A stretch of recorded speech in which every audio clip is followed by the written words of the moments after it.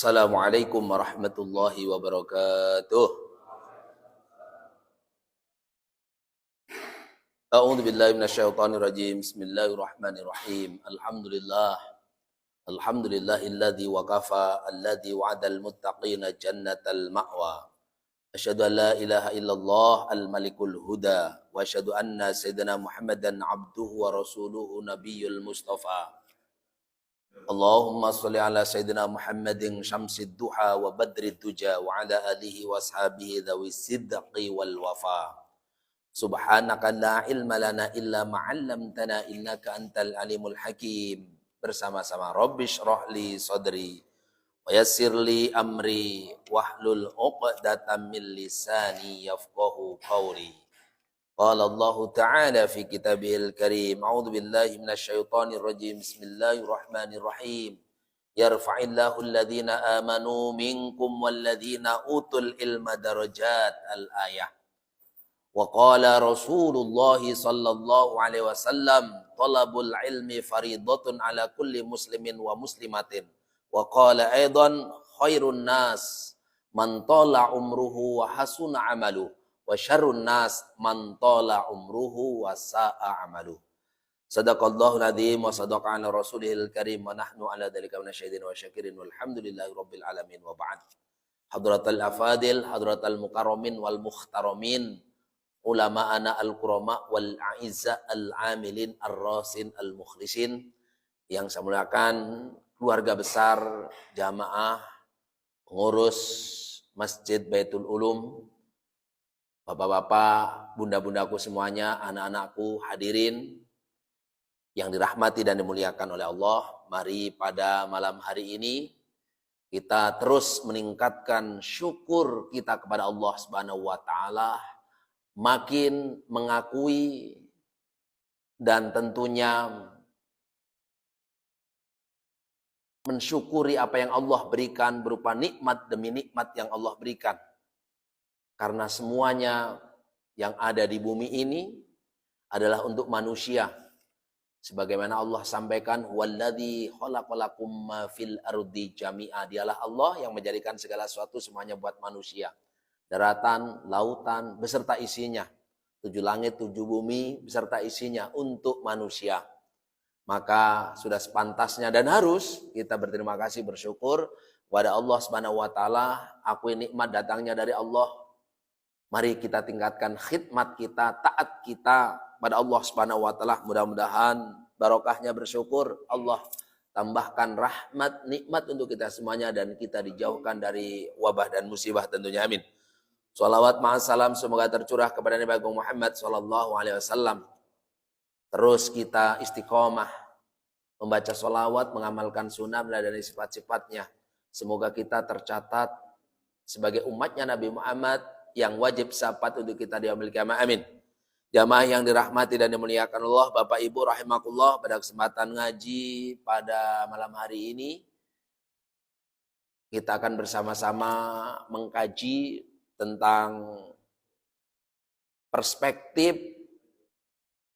agama Islam terkait tentang hari, waktu atau saat sial ataupun nahas.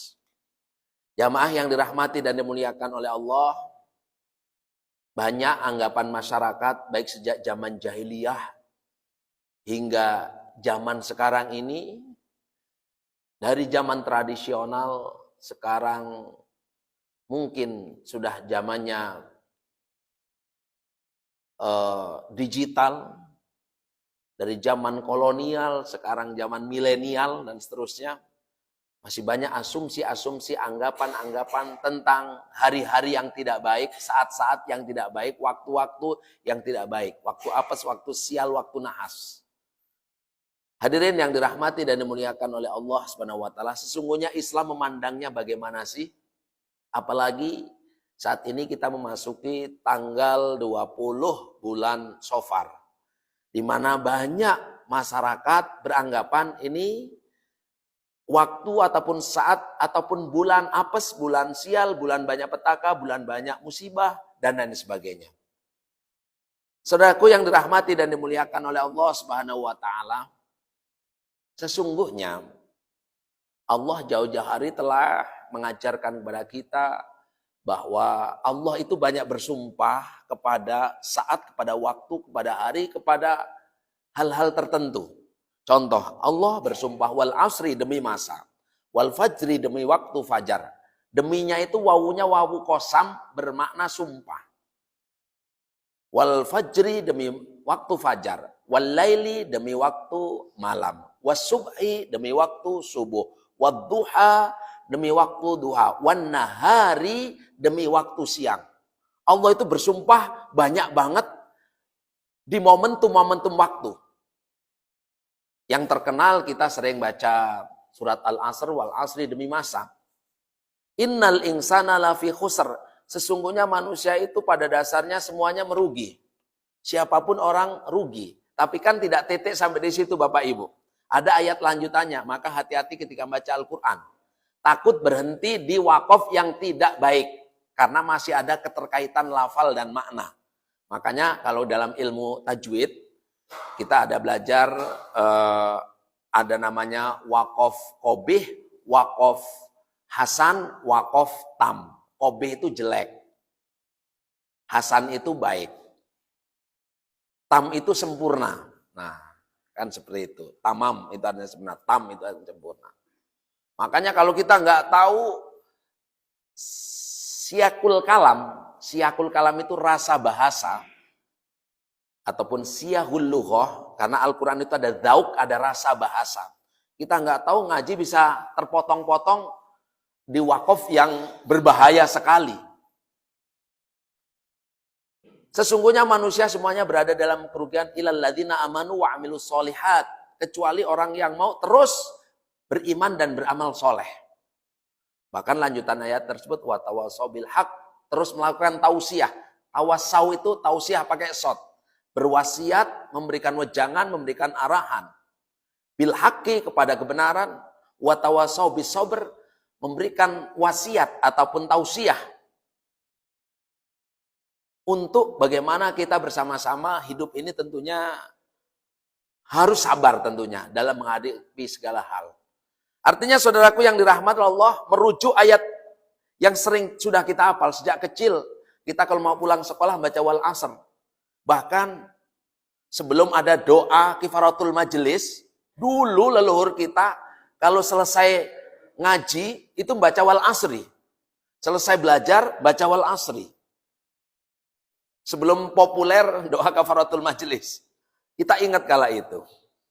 Saudaraku yang dirahmati dan dimuliakan oleh Allah, terkait tentang anggapan orang terhadap saat-saat sial. Nah, sebenarnya kalau merujuk kepada ayat itu, ada peribahasa Arab mengatakan al-waktu kasyaif, waktu itu seperti pedang. Kalau nggak dipakai untuk memotongnya, untuk memotong sesuatu, pedang tersebut akan memotong kita. Maka orang Arab sering ngomong begini, bahwasanya lantarji'a al-ayyam allati madot, tidak akan kembali waktu yang telah berlalu. Beda loh hari Kemis ini dengan hari Kemis minggu lalu, dan hari Kemis ini nggak akan terulang kembali Pak selama-lamanya. Pernah ada sebuah kisah sahabat, ada sahabat itu sholat subuh niatnya berjamaah tapi telat. Akhirnya untuk ngejar 27 derajat, dia sholat subuhnya 27 derajat. Tapi munfarid, pengen nandingi pahala 27. Apa kata Rasul? Kamu melakukan sholat apa sholat subuh? Kok banyak banget untuk menandingi ketinggalan saya sholat berjamaah? Seumur hidup kamu melakukan sholat seperti itu, atau bahkan ditambahi volumenya, komposisinya sampai 1000 rakaat, gak akan bisa menandingi sekali ketika kalian sholat berjamaah. Artinya gak bisa dikejar tandingannya. Nah, artinya waktu seperti itu. Saudaraku yang dirahmati dan dimuliakan oleh Allah Subhanahu wa taala. Maka dalam kitab Al-Hikam karangan Ibnu Athaillah Al-Iskandari, orang Iskandaria, dia pernah mengutip pendapatnya ulama besar yang bernama Abul Abbas Al-Mursi, bahwa waktu yang dijalani oleh manusia itu cuman ada 4. auqatul abdi arbaun la khamsa, bahwa manusia itu akan mengalami 4 dinamika waktu dalam seumur hidupnya, enggak 5. Dia mengatakan seperti itu. Kitab Al-Hikam itu kitab tasawuf, Pak, yang banyak dikutip oleh ulama-ulama sufi. Kebetulan kemarin tanggal 29 Agustus sampai 31 di Pekalongan, Jawa Tengah itu ada Multaqo Sufi Dunia. Tempat Habib Lutfi, 70 negara ahli tasawuf hadir ke sana. Nah, rata-rata sufi itu ngambil kitab ini, namanya kitab Syarah Al-Hikam, karangan Lil Alim Al-Alamah, yakni Ibnu Athaillah Al-Iskandari. Ini terkenal banget. Gus Baha ini sering ngutip kitab ini. Sering banget. Ulama-ulama besar itu saya sering lihat, termasuk Gus Kausar dari Ploso itu sering ngutip kitab ini. Ternyata di kitab itu ada sebuah takbir, ungkapan yang mengatakan manusia cuma mengalami 4 fase. Yang pertama, waktu nikmah. Manusia itu suatu saat akan berada pada posisi happy, enjoy, nikmat, status jabatan sosialnya di atas, dihormati banyak orang, duit banyak. Ini manusia akan mengalami hal-hal seperti itu. Lagi di langit lah, lagi di angkasa, lagi tenar, lagi populer, dan seterusnya. Lagi jabat. Berarti pertama manusia pada posisi nikmat. Yang kedua, manusia itu fi waktil baliyah. Manusia akan mengalami fase-fase apes. Banyak musibah, banyak nahasnya, banyak petakannya, banyak bangkrutnya, banyak sialnya, kesehatan terganggu. Ini manusia pada masa baliyah. Lalu yang ketiga, manusia pada fase masa fi wakti to'ah. Ada kalanya manusia kumat taatnya. Pada masa ngerasa beriman banget, rajin banget, gampang banget beribadah. Dan suatu saat juga manusia akan mengalami fi waktil maksiyah. Manusia akan mengalami waktu-waktu lagi bandel. Nah, lagi kumat lah. Makanya ada peribahasa, jangan telat nakalnya. Ada orang telat nakalnya. Mungkin dulu terlalu baik.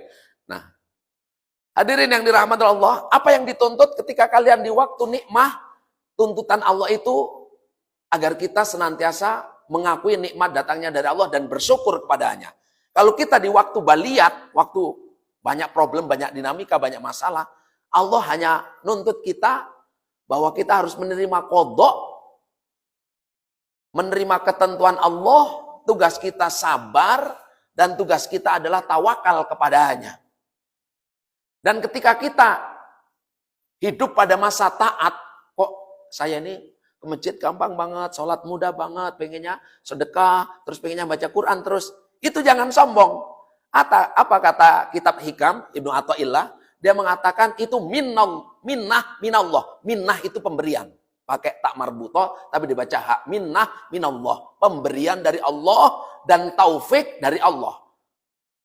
Jangan ini, karena saya sudah jadi orang alim, ini nggak boleh.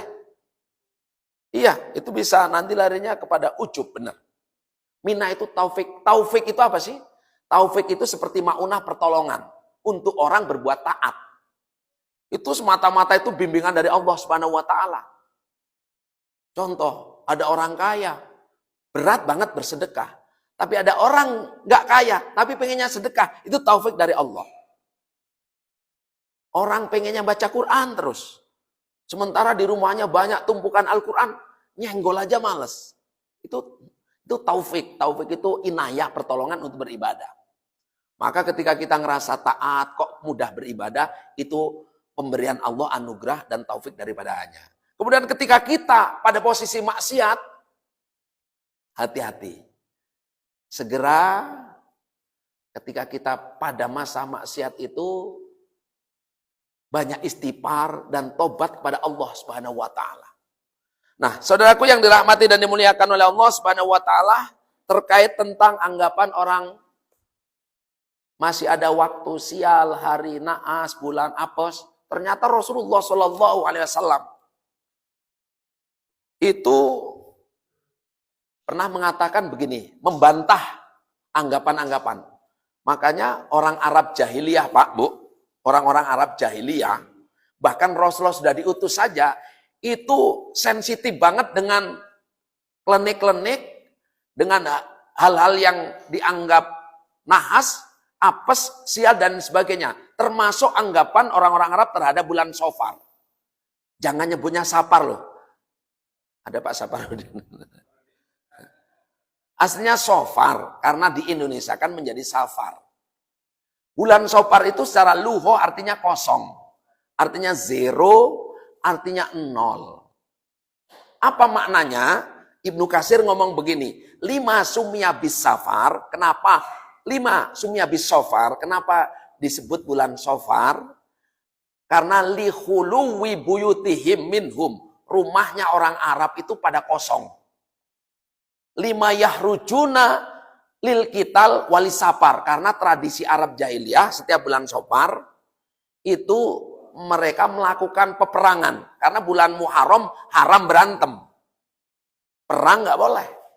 Dan kebiasaan orang Arab ninggalin rumah itu di bulan Safar. Lisafar. Safar itu bepergian. Safar itu nol. Kosong rumahnya karena Safar. Safar karena Safar. Kosong karena bepergian. Tuh. Tapi separuh orang Arab jahiliyah itu menganggapnya bulan Safar itu bulan apes, bulan sial, bulan nahas. Padahal dibantah oleh Ibnu Rajab Al-Hambali. Kitabnya di Lataiful Ma'arif yang saya bawa. Apa kata dia? Kullu zamanin istagholahul mu'mini bit ta'at. Setiap masa, zaman, waktu, kok orang mengisinya dengan kesibukan taat, fahuwa syahrun mubarak. Maka disebut bulan berkah, bulan baik. Wa kullu zamanin istagholahu bil maksiat fahuwa syahrun saumun. Kalau hari-hari, mau hari Jumat, bulan Ramadan, bulan haji, diisi buat maksiat, maka disebut bulan apes, bulan sial. Nah, pertanyaannya, hari-hari kita itu banyak buat apa? Misalnya, ibu-ibu, kalau hari Jumat pakai jilbab, hari Minggu pakai baju transparan ataupun mini, karena senam misalnya. Misalnya, kan bisa saja. Nah, sebenarnya tergantung kita. Sampai dalam kitab I'anatul Thalibin, Syekh Abu Bakar As-Sato, itu pengarangnya, itu ngomong begini, mengomentari hadis Rasul. Dalam Sahih Bukhari itu ada hadis bantahan Rasul tentang hari-hari apes, hari-hari sial. Apa? Kata beliau, la adwa, tidak ada penyakit yang menular tanpa sebab. Wala tiyarota, tidak ada sialnya seseorang karena ada burung, ada suara-suara, ada kupu-kupu di rumah. Wala hamata, tidak ada apesnya seseorang karena ada suara burung perkutut atau burung hantu. Hama itu artinya hantu, burung hantu. Buak bahasa Inggrisnya. Burung buak. Nah. Wala soparo, tidak ada nahasnya seorang karena bulan Sopar. Lanjutan hadisnya, firu minal majdum kama tafiru minal asad. Kalau ada penyakit lepra, penyakit COVID, itu menular, larilah kalian, menghindarlah seperti dikejar singa. Ini hadisnya sahih. Ternyata hadis ini untuk membantah orang-orang tradisional yang masih menganggap hari sial. Padahal hari itu tergantung kita yang mengisi. Hari Senin, hari baik memang. Kenapa? Rasul dilahirkan di hari Senin. Hari Selasa itu, kata ulama itu hari baik. Rata-rata ulama besar meninggalnya di hari Selasa. Contoh Mbak Yai Maimun Zubair. 2019 meninggal dunia di Mekah hari Selasa.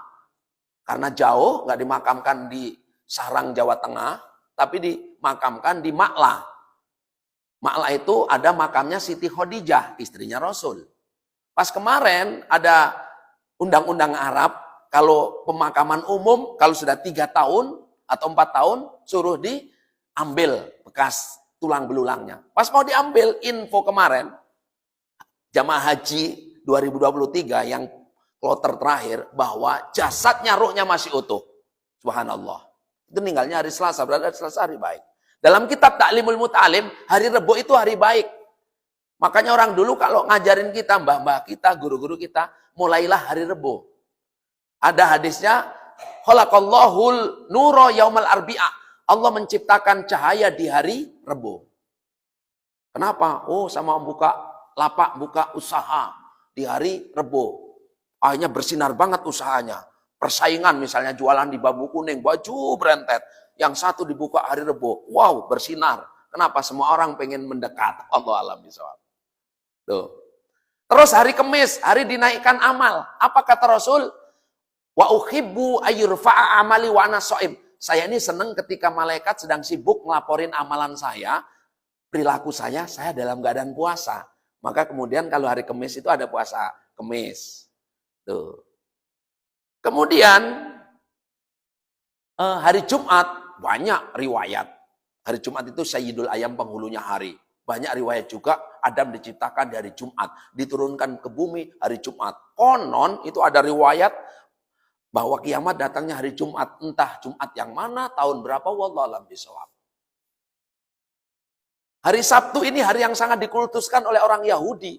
Orang Yahudi itu sangat mendewakan hari Sabtu. Maka apa-apa ngincer hari Sabtu. Tapi saya pernah ke Mbah Dukun urut anak, nggak mau hari Sabtu. Iya. Ya. Nah, saudaraku yang dirahmati dan dimuliakan oleh Allah Subhanahu wa taala, Allah itu murka loh dalam hadits qudsi kalau ngenyek, waktu ngenyek, saat ngenyek bulan, ini kok apes. Apa kata Allah dalam hadits qudsi? La tasubbu dahra fa ini dahrun. Jangan ngenyek hari, saat, waktu dengan mengklaim ini hari membahayakan, ini hari apa? Hari sial, fa ini dahrun. Aku loh yang menciptakan saat, masa, hari. Jadi ini kita kan maaf ya, kita punya tradisi-tradisi leluhur, ilmu titehnya mbah-mbah kita, leluhur kita. Ini bagaimana mensikapinya? Wah, ini apes, ini nahas, ini sial dan seterusnya. Pertama itu ucapan kita adalah doa. Prasangka kita adalah ta'aluk kepada Allah, terkait kepada Allah. Kalau kita menganggap ini hari apes, hari sial, bisa sial beneran. Tuh. Contoh. Ini bulan Sopar pas jatuh di bulan Agustus September kemarau. Saya tanya dari pemadam kebakaran Kota Bandar Lampung ini sudah over target. Sudah 146 sejak Januari sampai bulan September. Di Agustus kemarin itu ada 46 kasus. September baru berapa hari itu ada hampir 15 kasus. Tuh. Kebakaran. Pemicunya cuma 4. 1, konsleting listrik. 2, dapur emak-emak. Yang ketiga, lahan kosong untuk buang sampah dibakar, tapi nggak ditungguin. Selebihnya ya orang iseng mungkin rokoknya jatuh ataupun lainnya. Tuh, itu analisisnya. Makanya hati-hati nih. Ini banyak kebakaran, sudah ada contohnya di sekitaran kita. Mudah-mudahan tidak menimpa kepada kita semuanya. Belum efek debu, di mana-mana, coba. Yang kemudian menimbulkan ispa dan sebagainya. Jangan dikaitkan, oh ini bulan Safar, bulan apes. Karena apa? Bulan Safar ini bulan mulia. Saya ngecek Nabi Muhammad itu nikah sama Siti Khadijah itu di bulan Safar loh. Terus Nabi Muhammad menikahkan anaknya, pada diundang nggak kemarin? Nggak ya? Ali dan Fatimah dinikahkan di bulan Safar. Baca riwayatnya, Pak. Terus, saya ngelacak sebenarnya Rasulullah itu hijrah dari Mekah ke Madinah di bulan apa? Ternyata di bulan Safar. Terus, terjadi peperangan pertama kali dalam Islam, perang apa namanya? Abwa. Itu di bulan Safar dan seterusnya. Makanya bulan Safar itu tergantung penggunaannya kita. Termasuk bulan-bulan yang kita anggap sial, saudaraku. Maka, andai kata kita tetap kekeh, karena ini warisan leluhur, ilmu titen, ilmu ciren, ini kan mbah kita suka punya ilmu ciren, kita tidak boleh menafikan, tapi tidak boleh meyakini. Karena semua kita kembalikan kepada Allah Subhanahu wa ta'ala. Maka, dalam kitab ini, ada 5 amalan untuk tolak bala. Ketika itu, kita masih beranggapan bahwasanya ini waktu apes, waktu sial, hari naas. Pokoknya ada 5 penangkalnya. Tak kasih 5 penangkal. Yang pertama, saya ambilkan dari Ibnu Majah dan Imam At-Tirmidzi. Hendaklah kita perbanyak berdoa kepada Allah Subhanahu wa taala. Ud'uni astajib lakum, mintalah kepadaku, niscaya aku kabulkan. Ad-du'a'u silahul mu'min. Doa itu senjata ampuhnya orang yang beriman. Ad-du'a'u mukhul ibadah. Doa itu sumsumnya ibadah, otaknya ibadah. Salat itu apa coba artinya Pak Bu? Doa. As-salatu apa arti salat? Doa. As-salatu lughatan ay bimana ad-du'a. Doa yang diawali dengan takbiratul ihram, diikuti dengan gerakan-gerakan tertentu, bacaan-bacaan tertentu, gerakan-gerakan tertentu, ditutup dengan salam. Itu namanya sholat. Makanya sholat, doa artinya. Saudaraku yang dirahmati dan dimuliakan Allah, yang pertama baca doa. Apa doa yang sakti untuk diamalkan? Bagusnya ini diamalkan, mau maghrib atau habis maghrib 7 kali. Biar dilindungi oleh Allah dari malam sampai subuh. Kalau bacanya subuh, dijaga oleh Allah sampai maghrib lagi. Doanya, Bismillahilladzi la yadurru ma'asmihi syai'un fil ardi wala fis sama' wa huwas sami'ul alim. Dengan menyebut nama Allah, tidak ada asma apa saja, penyakit apa saja, senjata apa saja, zat apa saja yang mampu nyerang kita. Baik dari darat, dari laut, dari langit, karena Allah maha mendengar, lagi maha wa huwas sami'ul alim. Allah maha sami mendengar, alim maha mengetahui. Ini kalau dibaca sakti Pak.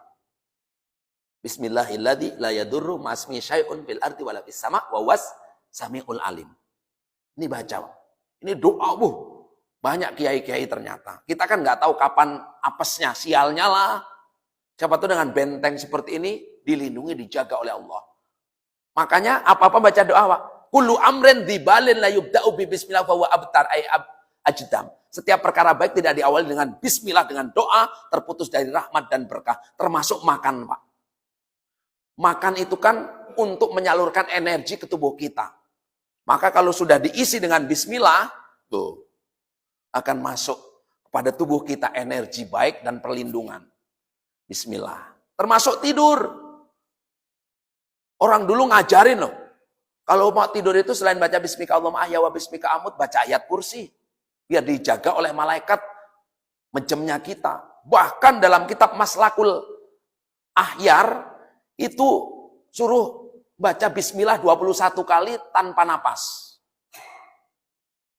Orang-orang dulu ngamalin ini Pak, sekarang jarang. Tapi manjurnya doa, kuncinya setelah baca doa jangan ngobrol kalau mau tidur.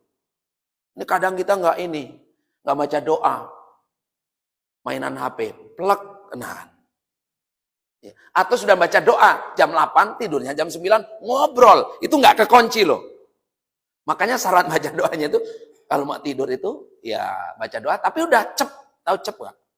Cep, aja ngomong-ngomong. Nah, jangan diiringi dengan obrolan. Termasuk keluar rumah.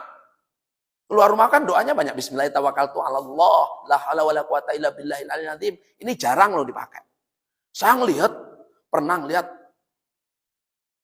Bapak Herman Nain itu keluar rumah itu sampai sekarang itu saya intip sekitar 4 atau 5 menit itu diem di depan pintu rumah. Ternyata saya tanya-tanya itu baca kul ya ayyuhal kafirun, kul huwallahu ahad, kul a'udzu birabbil falaq, kul a'udzu birabbin nas. Dibentengi 4 kul.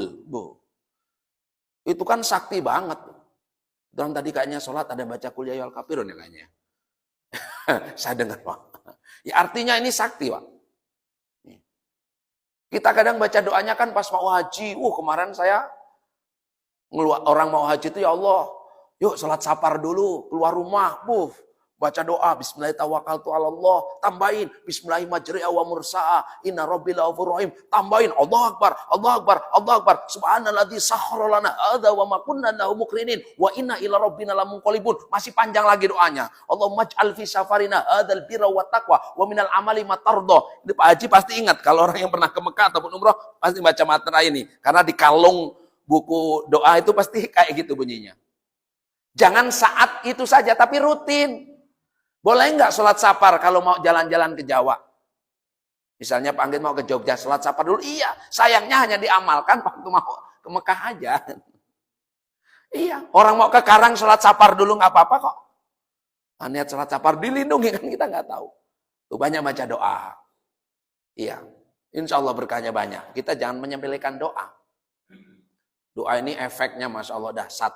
Mekah itu bisa sejahtera, itu nggak ada pepohonan, nggak ada sayur-sayuran, gersang, curah hujannya sangat sedikit. Ternyata berkah doanya Nabi Ibrahim. Robbij al-hadha baladan aminan. Ya Allah, jadikanlah negeri ini aman. Warzuk ahlahu minat tamarot. Beri rezeki penduduknya minat tamarot, buah-buahan. Wah, makanan, minuman, nggak pernah putus kan? Indonesia ini subur banget. Mungkin kurang mendoakan perut bumi ini. Kita kan egois. Doanya untuk diri sendiri. Ya Allah, beri aku, beri suamiku, beri istriku, beri aku. Pernah nggak? Ya Allah, jadikanlah Tanjung senang. Dalam habis sholat ada nggak yang doain? Jarang, Pak. Makanya Mbah Yai Hadratus Syekh Hasyim Asy'ari, Mbah Kiai Wahab Hasbullah dulu itu mengobarkan semangat nasionalisme itu dengan membuat slogan hubul waton minal iman, cinta tanah air sebagian daripada iman. Ini bukan hadis, nanti sanggain hadis. Karena kemana ada nyeletuk hubul waton minal iman, cinta tanah air sebagian daripada hadis. Riwayat siapa? Bingung dilacak gak ketemu. Ini slogan biar kita semangat kebangsaannya tinggi. Cinta tanah air sebagian daripada iman. Kita kan punya peribahasa, di mana bumi dipijak, di situ langit dijunjung. Kita pernah nggak doain Tanjung Senang, doain Bandar Lampung, doain Indonesia? Doain ngirim Fatihah buat para pahlawan. Ila hadratin Imam Bonjol Al-Fatihah. Jarang kan? Jarang. Kita menumbuhkan nasionalisme seperti itu. Jadi yang pertama itu, tolak balaknya doa. Jangan menyepelekan doa. Banyak, saya punya literasi doa banyak. Yang kedua, tolak balaknya adalah sedekah. As-sodaqatu tadfa'ul bala. Sodaqah itu mencegah balak. Sodaqah itu ada 60 khasiat. Saya punya hadisnya semuanya. Di antaranya mencegah bala, kedua tajlibur rizki, menarik rezeki, yang ketiga ngobatin penyakit, yang keempat membentengi harta biar nggak pailit, biar nggak kebakaran, biar nggak kecolongan, biar nggak ketipu dan lain sebagainya. Apa kata Rasul? Hasinu amwalakum bizakah. Berangkasilah hartamu dengan bersedekah ataupun bayar zakat. Orang ketipu nyimpen di bank banyak, kebobolan. Orang punya rumahnya, punya brankas. Kejebolan ada. Nah, itu cara Allah. Makanya itu turun. Iya. Bahkan untuk meredam murkanya Tuhan itu dengan sedekah. Sedekah itu jangan nunggu kaya. Orang pas-pasan seperti kita, sedekahnya berani 50%. Orang kaya 50% kebanyakan. Contoh, saya punya duit 100 ribu, berani ngasih 50 ribu. Kalau saya jadi orang kaya, punya 1 miliar, berani nggak ngasih 500 juta? Mikir-mikir. Iya, padahal sama-sama 50%. Iya, makanya kita kan berani, ibu-ibu, sholawatan ngasih 2.000. Itu ternyata 2,5% dari 50 ribu yang dikasih suaminya per hari misalnya. Makanya sedekahnya 2.000 misalnya. Terus 10 ribu udah banyak banget itu. Nah, ya kalau kita kaya, nunggu kaya sedekahnya. Jangan, justru sedekah ini bermakna ketika kita butuh, pas-pasan, nilainya luar biasa. Lagu yang dirahmati Allah, tuh sedekah jangan main. Dan sedekah itu bagus, di bulan Syawal bagus, di bulan Muharram kemarin, santunan yatim kemana-mana, jompo, duafa dan sebagainya. Bulan Syawal kenapa kok berkurang? Bulan Ramadan orang bersedekah banyak banget, kok bulan Syawal jarang ya? Dan seterusnya. Hadirin yang dirahmati dan dimuliakan oleh Allah. Itu yang kedua, tolak balaknya sedekah. Sampai Aisyah itu diwejangin oleh Rasul, hei Aisyah istriku tercinta, ittaqin nar walau bisyikki min tamrin, padamkan api neraka walaupun kamu cuma sedekah dengan sebutir kurma. Misalnya kita calon masuk neraka, sejak di dunia sudah kita padamkan, disirami tiap hari dengan sedekah sebutir, 2 butir dan seterusnya. Sedekah kepada manusia itu Masya Allah luar biasa. Termasuk ngutangin itu pahalanya lebih banyak daripada sedekah. Ini ada yang tukang ngutangin nggak? Bukan Bank Mekar, ini lagi viral di Bandar Lampung. Hati-hati Bank Mekar ini. Ya saya nggak tahu sih pakai akad apa. Murobahah, apa koret, apa mudorobah, apa musyarakah, apa ijarah, muntahya bitamlik dan sebagainya. Karena ini ramai, semua kecamatan ini sedang ramai, ada pada ngomong Bang Mekar. Nggak tahu Mekar apanya, saya nggak tahu. Ini lagi rame di mana-mana. Hadirin yang dirahmati dan dimuliakan oleh Allah. Jadi yang pertama, banyak doa. Yang kedua, sedekah. Jangan nunggu kaya. Apa yang bisa kita sedekahkan? Sama hewan ngasih makanan itu sedekah loh. Saya tiap pagi misalnya ngasih makan jagung 2 kilo ke peliharaan, itu sedekah loh Pak. Saya ingat saya Ali Jabir pernah ngomong, biasakan kamu sedekah bukan hanya sama manusia. Ada makhluk Allah yang hidupnya ketergantungan dengan manusia, seperti kucing. Kucing itu tawaf di sekitar manusia tiap hari. Berbelas kasihan, berharap belas kasihan, cuman minta kepalanya saja. Tapi kadang nggak dikasih, kepalanya dicucuk-cucuk. Minta tulangnya di presto. Minta ekornya. Ya Allah. Apalagi kita kalau udah nyeruit, kucing aja nggak kebagian, tinggal sepahnya. Iya. Beliin sekarang. Iya. Berkah apa itu sedekah? Iya. Iya. Abu Hurairah dapat nama Abu Hurairah itu kan karena senang melihara kucing, kemana-mana bawa kucing. Iya. Saudaraku yang dirahmati Allah. Yang ketiga, mulailah sesuatu. Ini di kitab ini, ibda bisyai'il khair. Mulailah sesuatu itu di bulan Sopar. Ada istilah, mulailah dari nol. Kebetulan nol itu artinya Sopar. Mungkin ada yang mau peletakan batu pertama, bangun rumah sampingnya Mas Ipan misalnya, atau depannya kan masih banyak tanah kosong. Bulan Sopar. Bulan Sopar ini kemarau loh. Jarang depan masjid ini sampai nggak ada airnya loh. Sudah setahunan, 2 tahun, 3 tahun itu selalu ada air. Ini hebat banget loh. Tapi kok sedikit orang bangun ya? Bangunnya musim hujan. Mulailah dari sesuatu. Dari nol. Ada istilah. Gak apa-apa membangun rumah, mau buka usaha bulan Sopar itu bagus. Buktinya Rasulullah nikah mengawali karir rumah tangganya di bulan Sopar. Anaknya bulan Sopar, bagus. Tak kasih tahu saja. Kemudian saudaraku yang dirahmati Allah, yang keempat, istaghfiru fih. Apa tadi yang ketiga, mulailah sesuatu di bulan Sopar. Itu di sebuah syair dalam kitab Lataiful Ma'arif, Syekh Ibnu Rajab ngomong ini, qad ja'ana syahrun fihi faus wadzafar. Telah datang kepada kami bulan Sopar yang di dalamnya fihi faus. Faus itu Pak Fauzan. Nah, Fauzan itu artinya apa Pak? Menangan, keberuntungan, kebaikan. Faus itu ya.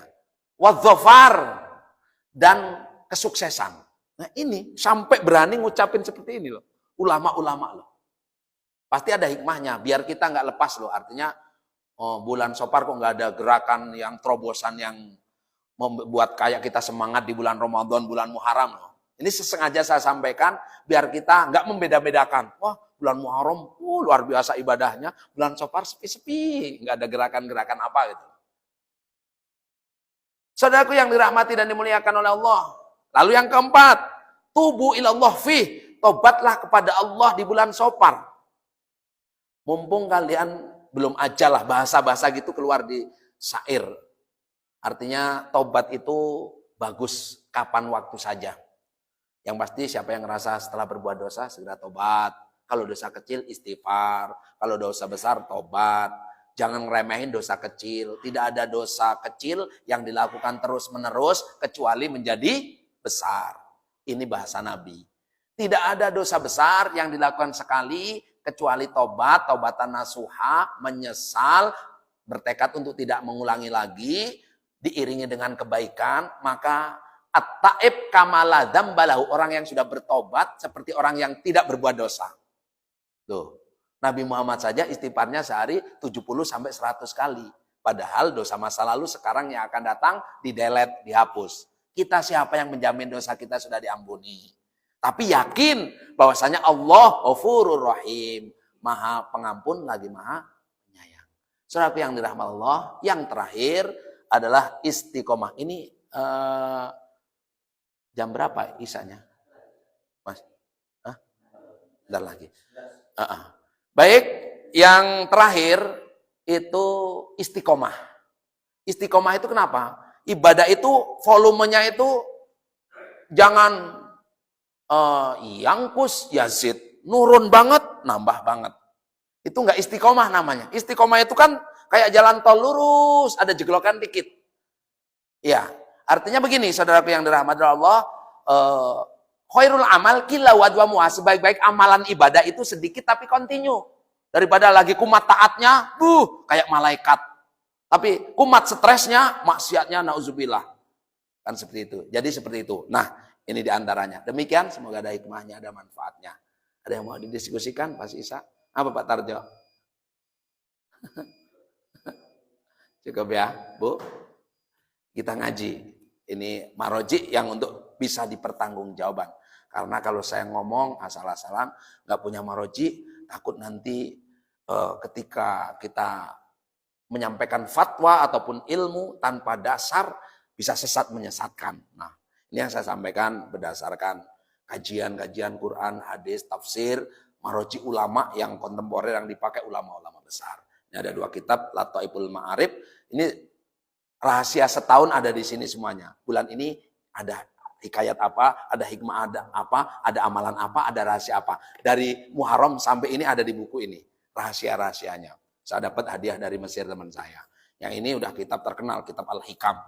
Ini kalau orang-orang yang tasawuf, yang sufi, yang torikoh, rata-rata pegangannya ini. Nah, tadi sudah saya sampaikan dari 2 kitab ini. Semoga ada berkah, ada manfaatnya sebagai tambah wawasan, sebagai motivasi kita, semangat kita untuk menambah keilmuan, keimanan, ketakwaan, dan amaliyah kita. Makin akrab kita kepada Allah, dan makin tentunya kita menjadi manusia insan kamil, manusia paripurna insyaallah. Hadanallahu wa iyyakum ajmain. Demikian. Terima kasih atas perhatiannya. Mohon maaf atas segala kekurangannya. Wallahul muwaffiq ila aqwamit thoriq. Wassalamualaikum warahmatullahi wabarakatuh.